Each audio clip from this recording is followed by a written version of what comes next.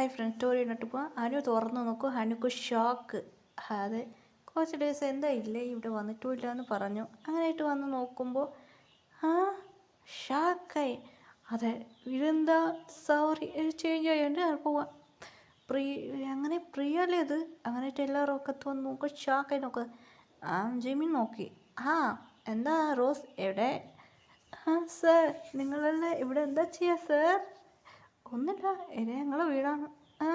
പ്രിയ, എന്താ മച്ചി, എന്തൊരു കൗതൽ താലി കല്യാണം കഴിഞ്ഞു.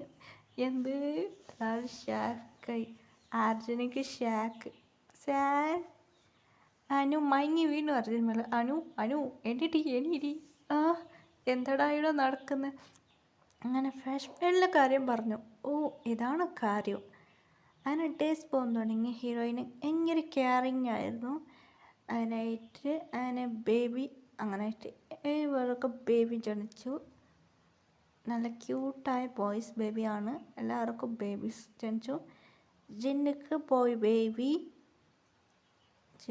ബേബിയും എല്ലാവർക്കും ജിന്നുക്ക് ബോയ് ബേബിയും ഷുഗർക്ക് ട്വിൻസ് ഗേൾ ബേബിയും ബോയ് ബേബി ജനിച്ചുമായിരുന്നു.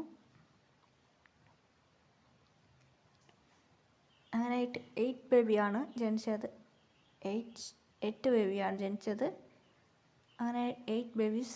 അങ്ങനെയായിട്ട് 8 വയസ്സുള്ള ഹാപ്പി ലൈഫ് ഹാപ്പി ആയിരിക്കും. ഇപ്പോൾ കുട്ടികളെല്ലാം വലുതായി. ഷുഗറിൻ്റെ ബേബീസ്, അതെ ഷുഗർ ട്വിൻസാണ്. ഒരു ഗേൾ ബേബി ഒരു ബോയ് ബേബി. ജിമ്മിനിക്ക് ഒരു ബോയ് ബേബി അല്ല, ജിമ്മിനിക്ക് ബോയ് ബേബിയും ജേഹുബ് ബോയ് ബേബിയും വീക്കും ബോയ് ബേബിയും ജങ്കുക്കും ബോയ് ബേബി. അങ്ങനെയായിട്ട് എല്ലാവരും കുട്ടികളൊക്കെ എൻജോയ് ചെയ്യാൻ തുടങ്ങി.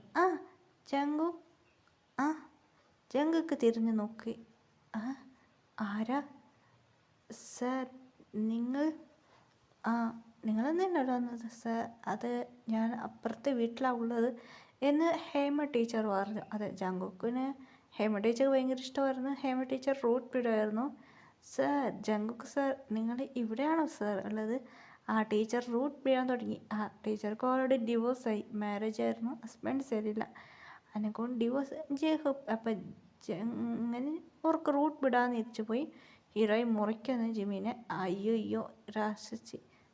മാം എനിക്ക് മാരേജായി, മാം ഇതെൻ്റെ വൈഫാന്ന് പറഞ്ഞു.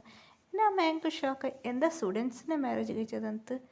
ഇല്ല മാം, ഞാൻ സ്റ്റുഡൻസ് അല്ല, ഞാൻ കോളേജ് പഠിച്ച ഞാനൊരു ബിസിനസ് മാനാണ്. അതുകൊണ്ട് ഞാൻ എൻ്റെ വൈഫിനെ കറക്റ്റ് ചെയ്യാൻ വേണ്ടി മാം ഇവിടേക്ക് വന്നത്. പ്ലീസ് മാം ഒന്ന് മനസ്സിലാക്കിക്കോ എന്ന് ആ ടീച്ചറോട് പറയാൻ തുടങ്ങി. ശരി, ഓക്കെ. ജിമ്മിനെ മുറിക്കഴിഞ്ഞ് അങ്ങനെ കുട്ടികൾ കൂടെ എൻജോയ് ചെയ്യാൻ ബീച്ച് പാർക്ക് ഇങ്ങനെ എല്ലാ പ്ലേസിലും കറങ്ങാൻ തുടങ്ങി. അങ്ങനെ happy ending. Bye see U.